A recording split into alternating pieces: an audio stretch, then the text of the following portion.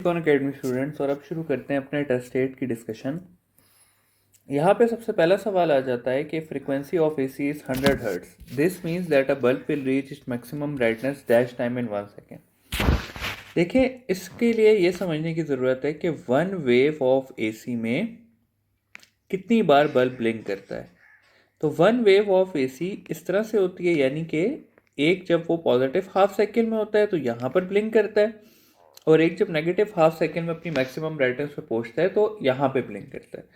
यानी कि बल्ब एक साइकिल में 2 टाइम्स करता है। तो अगर 100 हर्ट्ज फ्रीक्वेंसी है तो इसका मतलब है कि 100 वेव्स हैं एक सेकेंड में, ठीक है। और अगर 100 वेव्स एक सेकेंड में तो बल्ब कितनी बार ब्लिंक करेगा? 200 टाइम्स, क्योंकि एक वेव में बल्ब 2 बार ब्लिंक करता है, तो 200 टाइम्स। सी ऑप्शन इसका करेक्ट ऑप्शन होगा। नेक्स्ट सवाल है, विच of the following statement is correct regarding wave particle duality. Students, wave particle duality के जो है ना वो दो पार्ट्स होते हैं, ठीक है। एक होता है वेव एज अ पार्टिकल। इसकी स्टेटमेंट होती है कि a wave can either act as a wave or a particle but never both, ठीक है। यानी कि या तो वेव वेव के तौर पे एक्ट करेगी या तो पार्टिकल के तौर पे एक्ट करेगी, लेकिन कभी भी दोनों के तौर पे एक्ट नहीं करेगी। फॉर एग्जाम्पल, जिस तरह प्रोसेसेस हो गए रिफ्लेक्शन, रिफ्रैक्शन, डायफ्रैक्शन, पोलराइजेशन, इन चार प्रोसेस में वेव वेव के तौर पे एक्ट कर रही होती है। और इसके मुकाबले में प्रोसेसेस हो गए जैसे कि photo electric effect, Compton effect और पेयर प्रोडक्शन, इनमें जो वेव है वो एज अ पार्टिकल के तौर पे एक्ट कर रही होती है। तो वेव या तो पार्टिकल के तौर पे एक्ट करेगी या फिर वो वेव के तौर पे एक्ट करेगी एट अ पर्टिकुलर इंस्टेंट। वो कभी भी दोनों के तौर पे एक्ट नहीं कर सकती, ठीक है। तो ये बी ऑप्शन जो है ये हमारा करेक्ट ऑप्शन है। नेक्स्ट है जी, which of the following circuits can be use for both half wave and full wave rectifier. तो स्टूडेंट, जो सिंगल डायोड होता है ना, ये सिर्फ हमारे पास हाफ वेव रेक्टिफायर के तौर पे एक्ट करता है। जो ब्रिज रेक्टिफायर होता है ये सिर्फ हमारे पास फुल वेव रेक्टिफायर के तौर पे एक्ट करता है। लेकिन सेंटर टैप ट्रांसफार्मर की हमारे पास दो कॉन्फ़िगरेशंस होती हैं। एक कॉन्फ़िगरेशन होती है जिसमें दोनों डायोड सेम डायरेक्शन में फेस कर रहे होते हैं, ठीक है। और दूसरी इसकी कॉन्फ़िगरेशन होती है जिसमें हमारे पास दोनों डायोड्स ऑपोजिट डायरेक्शन में फेस कर रहे होते हैं। तो ये जो सेम डायरेक्शन वाले हैं ये as a full wave act करता है, ये जो ऑपोजिट डायरेक्शन वाले हैं ये एज अ हाफ वेव के तौर पे एक्ट करते हैं। फुल वेव किस तरह के, जब पॉजिटिव हाफ साइकिल होगा तो भी करंट पास होगा और जब नेगेटिव होगा तो भी पास होगा। लेकिन नीचे वाले में जब पॉजिटिव होगा तो ऊपर से करंट पास होगा, लेकिन जब नीचे से करंट पास होने की बारी आएगी तो वो नहीं हो सकेगा, ठीक है। तो ये अगर सेम डायरेक्शन में हो तो फुल वेव और ऑपोजिट हो तो हाफ वेव, तो इसलिए सेंटर टाइप ट्रांसफार्मर दोनों तरीके से यूज हो सकता है। नेक्स्ट है जी, AC source is rated as 220 volt, this 220 volt is, मतलब कहा हुआ है कि अगर आपको कोई कहे कि आपके घर में 220 वोल्ट एसी की बिजली आ रही है तो उसका क्या मतलब है। तो उसका मतलब है कि वो रूट मीन स्क्वायर वैल्यू है, ठीक है। एसी में ना जब भी हम ऐसे जनरली स्पीकिंग कहते हैं ना करंट इतना आ रहा है तो वो आई आर एम एस आ रहा होता है, ठीक है। हम क्या पोटेंशियल इतना आ रहा है तो वो वी आर एम एस आ रहा होता है। तो ये रूट मीन स्क्वायर वैल्यू क्या होती है? रूट मीन स्क्वायर वैल्यू होती है maximum potential divided by under root 2। तो अगर हमें कहा हुआ है ना कि 220 वोल्ट आ रही है तो वो असल में कौन सी आ रही है? 220 volt, root mean square value 22 और 220 आ रही है। इसी तरह अगर हमें कहा हो कि करंट 10 एम्पेयर आ रहा है तो वो कौन सा 10 एम्पेयर आ रहा है? आरएमएस वैल्यू उसकी 10 है। नेक्स्ट सवाल है जी, two photons A and B having frequency f A greater than f B undergoes quantum effect and emit electron in the same direction, then change in wavelength will be more for।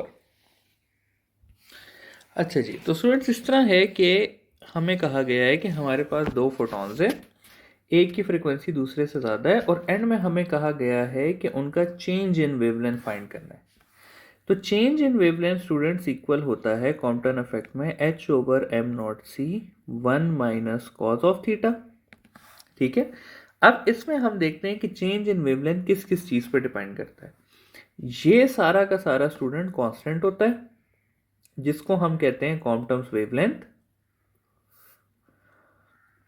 और इसकी value होती है 2.4 into 10⁻⁻12 metre. इसमें अगर मैं देखूं तो सिर्फ एक ही चीज बचती है, वो बचती है थीटा। तो यानी कि change in wavelength only depends upon angle of deflection. तो यहां पर अगर मैं देखूं तो एंगल इन्होंने कहा हुआ है कि सेम डायरेक्शन, यानी कि दोनों का थीटा क्या है, सेम है। तो दोनों का वेवलेंथ भी क्या होगा, चेंज इन वेवलेंथ सेम ही होगा। तो इसका होगा same for both photons, option number C. Next है जी, when a single diode is rectifier is used, which of the following option is describe at its best. तो इस तरह है स्टूडेंट्स के हाफ वेव ट्रांसफॉर्मर में हम कहते हैं कि अगर ये हमारे पास एसी का इनपुट है,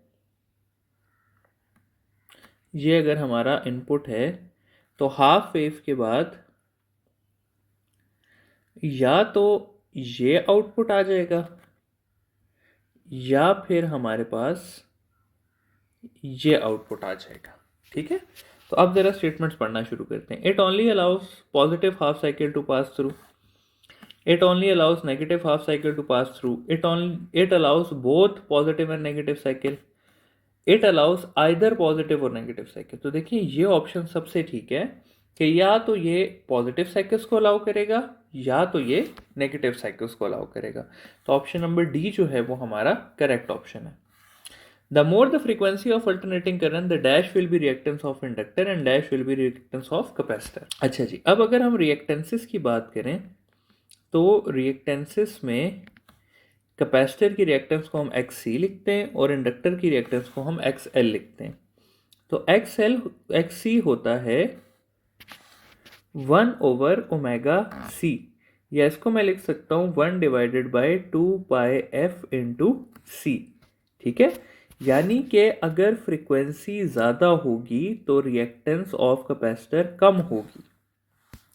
और XL को हम लिखते हैं ω_L, यानी कि 2πf इंटू एल, या XL डायरेक्टली प्रोपोर्शनल होता है फ्रीक्वेंसी के। यानी कि अगर मैं फ्रीक्वेंसी ज़्यादा करूँगा तो रिएक्टेंस ऑफ इंडक्टर जो है वो ज़्यादा होगी। तो AC की क्योंकि फ्रीक्वेंसी जो है वो ज़्यादा होती है एज कंपेयर टू DC, तो हम कहेंगे कि AC में reactance of inductor will be, inductor पहले है तो will be more, and dash will be the reactance of the capacitor less. तो ये ऑप्शन नंबर सी हमारा करेक्ट ऑप्शन बनता है कि reactance of inductor will be more and reactance of capacitor will be less. और इसको भी याद रखिएगा कि जितनी ज़्यादा हम फ्रीक्वेंसी करेंगे उतनी ज़्यादा होगी इंडक्टेंस रिएक्टेंस ऑफ इंडक्टर, और जितनी कम हम फ्रीक्वेंसी करेंगे उतनी ज़्यादा होगी रिएक्टेंस ऑफ कैपेसिटर। ठीक है, तो ये आप लोगों को पता होना चाहिए कि XC का फ्रीक्वेंसी के साथ इन्वर्स रिलेशन है और XL का फ्रीक्वेंसी के साथ डायरेक्ट रिलेशन है। नेक्स्ट सवाल है जी, photons flying in the ultraviolet region when it strikes a metal plate are more likely to cause. अच्छा, अब ये स्टूडेंट्स आप लोग याद रखिएगा कि अगर फोटो इलेक्ट्रिक इफेक्ट हो, क्वांटम्स इफेक्ट हो और पेयर प्रोडक्शन हो, तो इससे ये सवाल काफ़ी बार आ चुके हैं पेपर में कि अगर अल्ट्रावायलेट या कलर रीजन हो तो ज़्यादा चांसेस हैं कि फोटो इलेक्ट्रिक इफेक्ट हो। अगर एक्सरेज होंगी तो बहुत ज़्यादा चांसेस हैं कि क्वांटम्स इफेक्ट होगा, और अगर गैमा रेज होंगी तो ज़्यादा चांसेस हैं कि पेयर प्रोडक्शन होगी। इसके अलावा एनर्जी का भी आपको पता होना चाहिए कि अगर 0.1 से 0.5 मेगा इलेक्ट्रॉन वोल्ट तक होगा तो ज़्यादा चांसेस हैं कि फोटो इलेक्ट्रिक इफेक्ट हो। 0.5 से 1 मेगा इलेक्ट्रॉन वोल्ट तक होगा तो ज़्यादा चांसेस हैं कि क्वांटम इफेक्ट हो, और अगर more than 1 mega electron volt होगा तो ज़्यादा चांसेस हैं कि आपके पास पेयर प्रोडक्शन होगी। ठीक है, तो यहाँ पर लिखा हुआ अल्ट्रावायलेट रीजन, तो ये ज़्यादा चांसेस हैं कि फोटो इलेक्ट्रिक इफेक्ट होगा। तो ऑप्शन सी जो है वो हमारा करेक्ट ऑप्शन है। नेक्स्ट है जी, depletion region in the PN junction is formed by positive and negative ions, positive ions are present on the dash side of diodes. अच्छा, अब ज़रा ये समझ लेते हैं कि किस तरह से हमारे पास पीएन जंक्शन बनता है। मैं कहता हूँ ये पी टाइप है, ये एन टाइप है, यहाँ पर होल्स हैं, यहाँ पर हमारे पास क्या है, इलेक्ट्रॉन्स हैं। तो क्या होता है कि जब हम p और n को कंबाइन करते हैं तो n से एक इलेक्ट्रॉन निकलता है और p की तरफ जाता है। तो n से क्योंकि निकला है तो यहाँ पर पॉजिटिव आयन बन जाएगा, p में क्योंकि गया है तो यहाँ पर नेगेटिव आयन बन जाएगा। फिर ये पॉजिटिव और नेगेटिव दोनों एक दूसरे को अट्रैक्ट करेंगे और ये सेंटर में इस तरह से जमा हो जाएंगे। तो n की साइड पे पॉजिटिव आयन आ जाएंगे और p की साइड पे नेगेटिव आयन आ जाएंगे। तो यहां पर हमसे पूछा है कि पॉजिटिव आयंस किस साइड पे प्रेजेंट होते हैं, तो अभी हमने देखा n साइड पे प्रेजेंट होते हैं। ऑप्शन ए इसका करेक्ट ऑप्शन। नेक्स्ट सवाल है, alternating current has a peak value of 140 volt and is connected to a purely resistive circuit of 50 ohm. Frequency of circuit is 50 hertz. What is the value of RMS current flowing through the circuit. अच्छा students, ये equation याद रखें कि RMS value जब भी आपसे पूछें तो याद रखें कि V R M S is equal to I R M S into R. अब यहां पर बेसिकली हमसे आई आर एम एस की वैल्यू पूछी हुई है और वी आर एम एस हमें नहीं दिया हुआ, हमें पीक वैल्यू दी हुई है यहां पर, यानी कि वी मैक्सिमम दिया हुआ है। तो V R M S equal होता है students V maximum divided by under root to.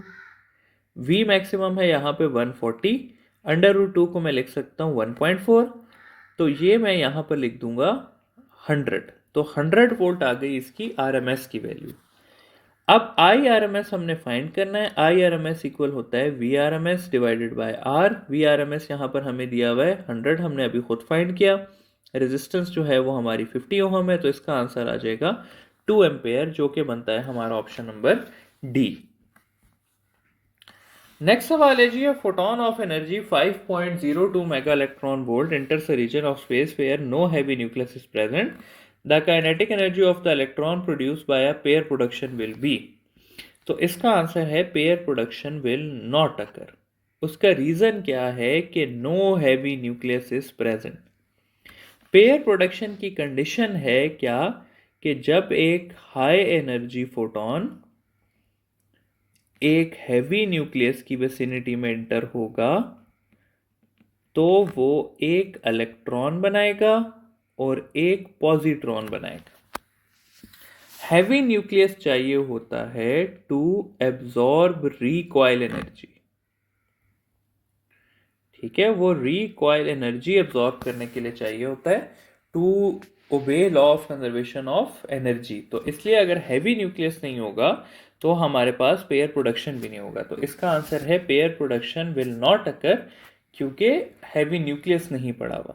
ठीक है स्टूडेंट्स, तो इसका आंसर है ऑप्शन नंबर डी। नेक्स्ट सवाल है हमारे पास कि which factor limits the efficiency of a half wave rectifier when compare to a full wave rectifier. अच्छा जी, यहाँ इस सवाल में हमसे सिर्फ पूछा गया है कि हाफ वेव रेक्टिफायर की एफिशिएंसी क्यों कम होती है। अच्छा, एफिशिएंसी में मैं आपको बता दूं कि efficiency of half wave rectifier जो है वो होती है 40.4%, जबकि फुल वेव रेक्टिफायर की एफिशिएंसी होती है 80.6%। ठीक है, यहाँ पे हमसे ये पूछा गया है कि ऐसा क्यों होता है। तो ऐसा इसलिए होता है स्टूडेंट्स कि अगर ये हमारे पास एसी है तो इसको जब मैं हाफ वेव रेक्टिफाई करता हूँ तो ये हमारे पास आउटपुट आता है। ठीक है, अब ये देखें कि आउटपुट बिल्कुल आधा हो गया क्योंकि एसी की सिर्फ एक वेव का आउटपुट मिल रहा है। ये देखें, एसी की सिर्फ एक वेव का पॉजिटिव हाफ साइकिल का आउटपुट मिल रहा है, नेगेटिव हाफ साइकिल का आउटपुट नहीं मिल रहा। तो इसलिए हम इसको कहेंगे कि कंट्रीब्यूशन हो रही होती है सिर्फ हाफ वेव की, इस वजह से जो है उसका आउटपुट जो एफिशिएंसी है वो कम हो जाती है। नेक्स्ट सवाल है, in a capacitive AC circuit we say that, कौन सी चीज लीड और लैग करती है। अच्छा, ये चीज आप लोगों को पता होनी चाहिए स्टूडेंट्स, ये बहुत बार पूछी जाती है पेपर में कि अगर मैं कंसिडर करूं रेजिस्टर को, कैपेसिटर को और मैं कंसिडर करूं इंडक्टर को, तो रेजिस्टर के बारे में हम कहते हैं कि इसका जो पोटेंशियल है और करंट है वो इन फेज होता है। ठीक है, कैपेसिटर के बारे में कहा जाता है कि करंट जो है वो लीड बाय 90 डिग्री करता है, और इंडक्टर के बारे में कहा जाता है कि पोटेंशियल जो है वो लीड बाय 90 डिग्री करता है। ठीक है, तो यहाँ पर हमसे पूछा हुआ है कैपेसिटर का, तो कैपेसिटर में current leads by 90 degree. Option number B इसका करेक्ट आंसर है। नेक्स्ट है जी कि फोटो इलेक्ट्रिक इफेक्ट में अगर वेवलेंथ ऑफ फोटोन को हम ज़्यादा करेंगे तो काइनेटिक एनर्जी के साथ क्या होगा। तो फोटो इलेक्ट्रिक इफेक्ट में स्टूडेंट्स आप लोगों ने याद रखना है कि अगर हमारे पास इंटेंसिटी ऑफ फोटॉन ज़्यादा होगी तो इसका मतलब है कि हम नंबर ऑफ फोटॉन्स को ज़्यादा कर रहे हैं। नंबर ऑफ फोटॉन को ज़्यादा करेंगे तो उसके रिजल्ट में नंबर ऑफ इलेक्ट्रॉन ज़्यादा होंगे, और नंबर ऑफ इलेक्ट्रॉन ज़्यादा होंगे तो एंड में करंट ज़्यादा होगा। इसके मुकाबले में अगर मैं फ्रीक्वेंसी ऑफ फोटॉन को ज़्यादा करता हूं तो मतलब मैं एनर्जी ऑफ फोटॉन्स को इंक्रीज कर रहा हूं। एनर्जी ऑफ फोटॉन को इंक्रीज करूंगा तो kinetic energy of electron increase होगी, और काइनेटिक एनर्जी ज़्यादा होगी तो स्टॉपिंग पोटेंशियल ज़्यादा होगा। ठीक है, तो ये है हमारे पास, ये दो लाइंस आप लोगों ने याद रखनी है क्योंकि इससे रिलेटेड बहुत एमसीक्यू बन सकते हैं। अब इन दोनों लाइंस में अब हमें देखना है कि हमें कौन सा वाला पोर्शन पूछा हुआ है। तो हमसे स्टूडेंट्स यहाँ पे पूछा हुआ है काइनेटिक एनर्जी वाला पोर्शन। तो काइनेटिक एनर्जी का किससे रिलेशन है? फ्रीक्वेंसी के साथ। तो अगर मैं लेमडा को ज़्यादा करूँगा तो फ्रीक्वेंसी कम होगी, फ्रीक्वेंसी कम होगी तो काइनेटिक एनर्जी ऑफ इलेक्ट्रॉन भी कम होगा। तो इसका आंसर है less, option number B. Next सवाल है कि in AC circuit the term power factor is defined as. तो स्टूडेंट्स एसी सर्किट में पावर फैक्टर, ठीक है, पावर फैक्टर कहते हैं ये जो पावर की इक्वेशन होती है ना, V I cos of theta, तो इस कॉस थीटा को कहते हैं पावर फैक्टर। पावर फैक्टर अगर आपको रेजिस्टर का पूछे तो वो होता है 1 क्योंकि एंगल 0 होता है। अगर आप पूछें मुझसे कैपेसिटर का तो कैपेसिटर का पावर फैक्टर होता है 0, और अगर आप मुझसे पूछें इंडक्टर का तो इंडक्टर का भी पावर फैक्टर होता है 0। तो पावर फैक्टर क्या है? Cos of phase between I and V. Option number B जो है वो इसका करेक्ट ऑप्शन है। नेक्स्ट सवाल है जी, which of the following statement is true for a photon. तो फोटोन के पास मैस भी नहीं होता, मोमेंटम भी नहीं होता, ये बात गलत है क्योंकि फोटोन के पास मोमेंटम होता है। ये चीज़ गलत हुई है। It has mass and momentum, ये बात भी गलत है क्योंकि इसके पास मैस नहीं होता। It has infinite mass and momentum, ये बात भी गलत है। लेकिन ये जो बात है it has no mass but can transfer momentum, ये वाली बात बिल्कुल ठीक है क्योंकि फोटोन के पास मैस नहीं होता लेकिन उसके पास मोमेंटम होता है। किस इक्वेशन से? E is equal to m c square होती है। यहाँ पर E की जगह मैं लिख लूँगा एम सी इंटू सी, तो ये हो जाएगा मेरे पास E is equal to P into C, तो P इक्वल हो जाएगा E बाय सी के। तो फोटोन के पास एनर्जी भी होती है, स्पीड ऑफ लाइट से भी मूव कर रहा होता है, तो इस वजह से उसके पास मोमेंटम होता है जो कि वो ट्रांसफर कर सकता है। तो ऑप्शन नंबर बी जो है वो उसका करेक्ट ऑप्शन है। नेक्स्ट है जी, if frequency of input AC source is 50 hertz then after full wave rectification frequency of output ripple will be. अब ये स्टूडेंट बहुत सिंपल सा सवाल है, इसको समझने के लिए फिर से हम बात करेंगे कि एक वेव ऑफ एसी क्या होती है और एक वेव ऑफ पल्सेटिंग डीसी क्या होती है। तो स्टूडेंट्स ये जो है ना, ये होती है एक वेव ऑफ एसी, और ये जो है ये होती है एक वेव ऑफ डीसी। तो अगर मैं फुल वेव रेक्टिफिकेशन करूं तो ये हो जाएगा, लेट से ये 3 वेव हैं 1 सेकेंड में, इसको मैं हाफ वेव रेक्टिफाई भी करता हूं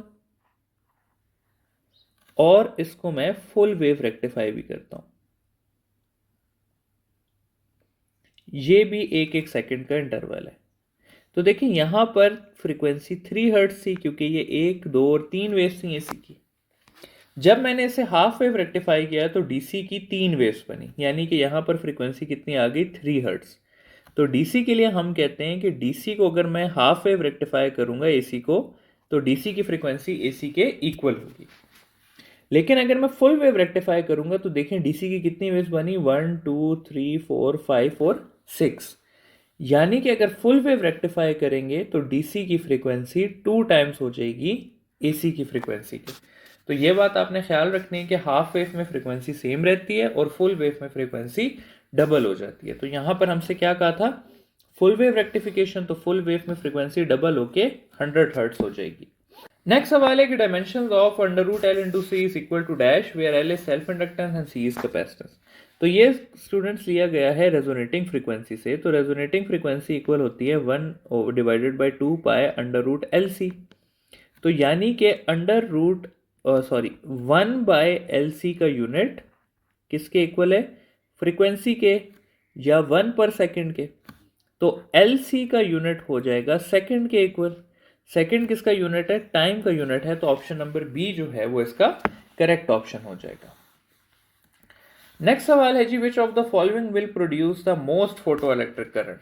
तो यही वही वाली लाइन आते हैं जो कि मैंने आप लोगों को भी पढ़ाई थी, जितनी ज़्यादा इंटेंसिटी होगी उतने ज़्यादा नंबर ऑफ फोटोन आएंगे, जितने ज़्यादा नंबर ऑफ फोटोन आएंगे उतना ज़्यादा नंबर ऑफ इलेक्ट्रॉन होंगे, जितने ज़्यादा नंबर ऑफ इलेक्ट्रॉन होंगे उतना ज़्यादा हमारे पास करंट होगा।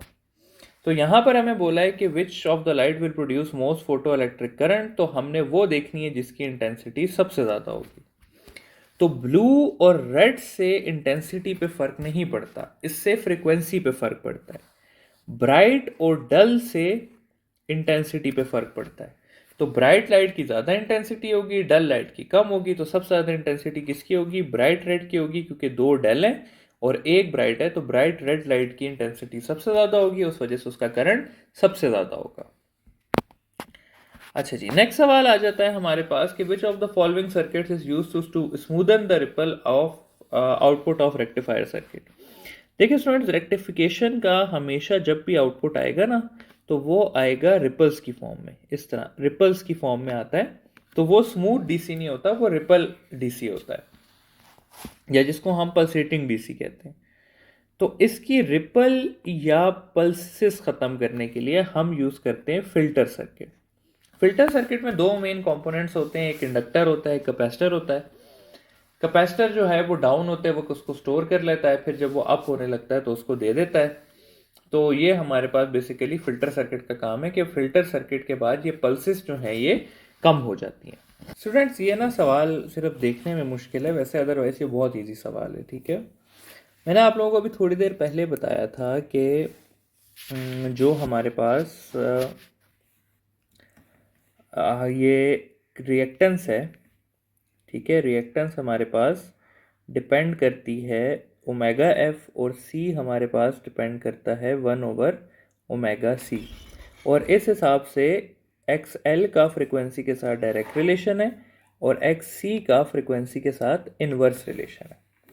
तो जितनी ज़्यादा फ्रिक्वेंसी होगी, ठीक है, एक्स एल उतना ज़्यादा होगा और सर्किट उतना ज़्यादा इंडक्टिव होगा, यानी कि इंडक्टर वाला होगा। फ्रीक्वेंसी जितनी कम होगी उतना ज़्यादा हमारे पास एक्स सी ज़्यादा होगा और सर्किट उतना ज़्यादा कैपेसिटिव होगा। तो यहाँ पर सबसे ज़्यादा फ्रीक्वेंसी देखें किस पॉइंट पे है, सी पॉइंट पे है। तो सी पे इंडक्टेंस ज़्यादा होगी कैपेसिटेंस से, और इस वजह से ये सर्किट इंडक्टिव कहलाएगा। ऑप्शन नंबर सी इसका करेक्ट ऑप्शन हो जाएगा। जी हमारे पास कि if threshold frequency of a photo electric effect is this much, then what is the work function. तो स्टूडेंट्स, वर्क फंक्शन इक्वल होता है एच एफ नॉट के। यहाँ पर एच हमारे पास प्लांक्स कांस्टेंट है 6.64 इंटू 10⁻⁻34। एफ नॉट हमें दिया हुआ है 2 into 10⁻34।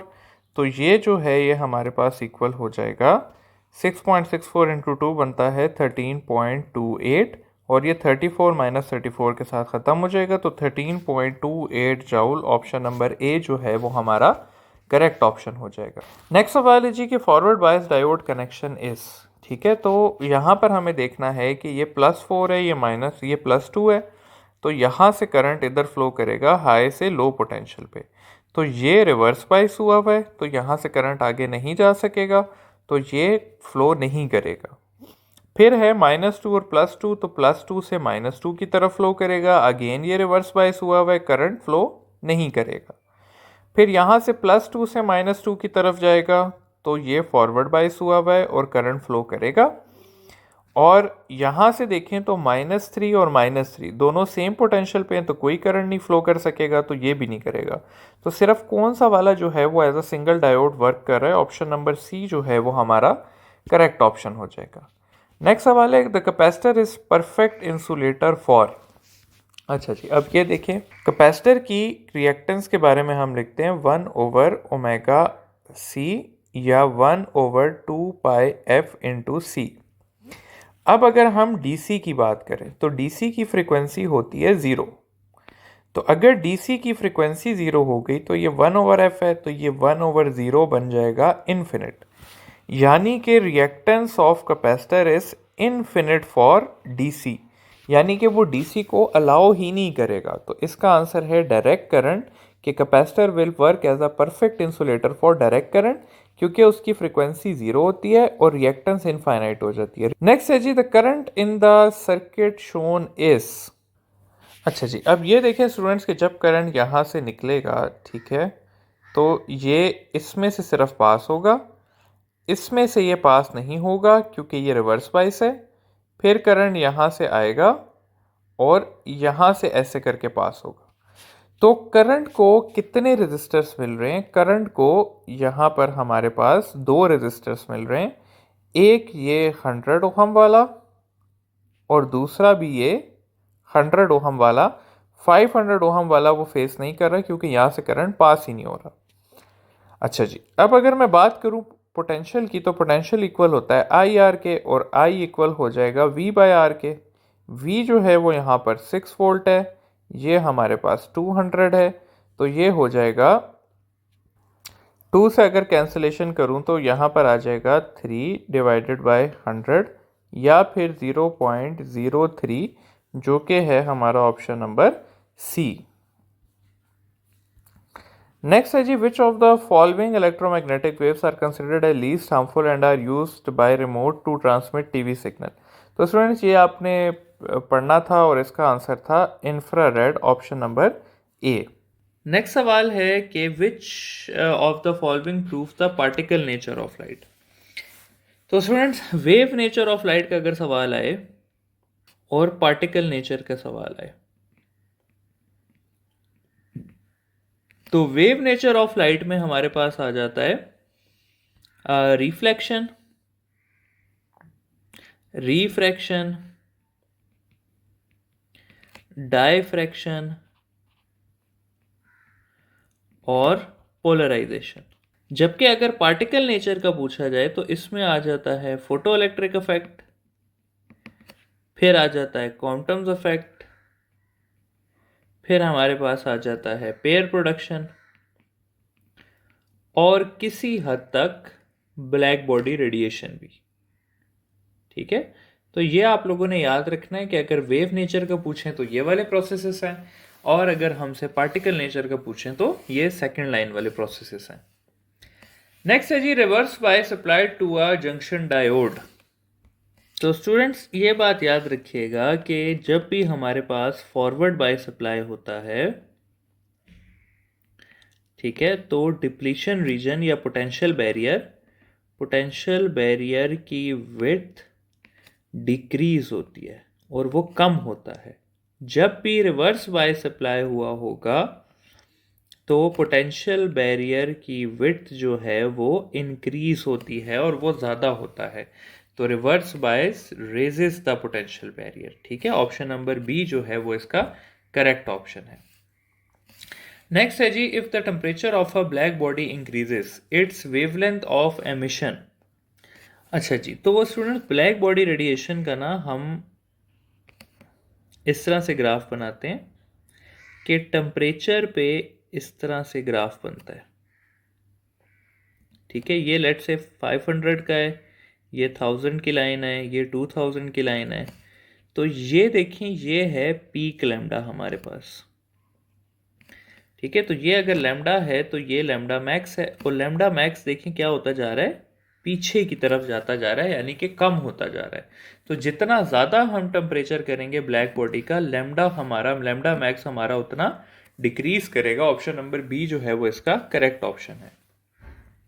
Y is the transformer often use before rectification. ठीक है, तो वो इसलिए यूज करते हैं कि अगर हमें करंट को भी ऊपर नीचे करना है या वोल्टेज को ऊपर नीचे करना है तो वो भी कर सकें। तो स्टेप अप और step down input AC voltage, तो रेक्टिफाई भी हो जाएगा और इसके साथ साथ स्टेप अप और स्टेप डाउन भी हो जाएगा। अच्छा जी, arrange the EM waves in increasing frequency. अच्छा जी, तो स्टूडेंट्स इस तरह है कि अगर मैं कहूँ कि ये मेरे पास सबसे पहले आता है रेडियो वेव्स, फिर आती हैं माइक्रोवेव्स, फिर आती हैं इंफ्रारेड रेज, फिर आता है विजिबल रीजन, फिर आता है मेरे पास अल्ट्रा वायलेट रीजन, फिर मेरे पास आता है एक्स रेज, फिर मेरे पास आती है गैमा रेज, फिर गैमा रेज के बाद मेरे पास आती है कॉस्मिक रेज। ठीक है, तो इसके अंदर आप जितना ज़्यादा इस तरफ जाएंगे एनर्जी इंक्रीज होगी, फ्रीक्वेंसी इंक्रीज होगी और लैम्डा डिक्रीज होगा। तो यहाँ पर हमसे फ्रीक्वेंसी का पूछा हुआ है, तो फ्रीक्वेंसी सबसे कम रेडियो की, फिर माइक्रो की, फिर आईआर की और फिर विजिबल की। तो ऑप्शन नंबर बी जो है वो हमारा करेक्ट ऑप्शन हो जाएगा। नेक्स्ट सवाल है जी कि if in the kinetic energy versus frequency graph of photo electric effect the slope of the straight line represents. तो अगर मैं फोटो इलेक्ट्रिक इफेक्ट में काइनेटिक एनर्जी वर्सेस फ्रीक्वेंसी का कर्व बनाऊं तो स्टूडेंट्स इस तरह से होगा कि अगर ये लेट से मेरे पास काइनेटिक एनर्जी है और ये फ्रीक्वेंसी है और ये इसकी स्लोप है। ठीक है, तो स्लोप इक्वल होती है काइनेटिक एनर्जी बाय फ्रीक्वेंसी। अब हमें ये देखना है कि काइनेटिक एनर्जी बाय फ्रीक्वेंसी किसके इक्वल आता है। तो kinetic energy, maximum kinetic energy हम कहेंगे कि इक्वल होगी वर्क फंक्शन के। ठीक है, तो वर्क फंक्शन इक्वल होता है एच एफ नॉट। तो kinetic energy by F equal हो जाएगा हमारे पास एच के, जो कि क्या है, प्लैंक्स कांस्टेंट है। तो काइनेटिक एनर्जी और फ्रीक्वेंसी का कर्व हमें एक कांस्टेंट बताता है जो कि क्या है, प्लैंक्स कांस्टेंट। अच्छा जी, जीनर इफेक्ट क्या होता है जी स्टूडेंट? जीनर इफेक्ट होता है हमारे पास कि जब हम रिवर्स बाइस में लगाते हैं तो रिवर्स बाइस का करंट कुछ इस तरह से फ्लो करता है कि शुरू में कोई करंट नहीं फ्लो करता, फिर हमारे पास लीकेज करंट फ्लो करने लग जाता है। ठीक है, माइनॉरिटी चार्जेस की वजह से। फिर एक खास पोटेंशियल आता है जिसको मैं ब्रेकिंग वोल्टेज कहता हूं। उस पे सारे के सारे जो आपके पोटेंशियल बैरियर के कोवेलेंट बॉन्ड हैं वो टूट जाते हैं।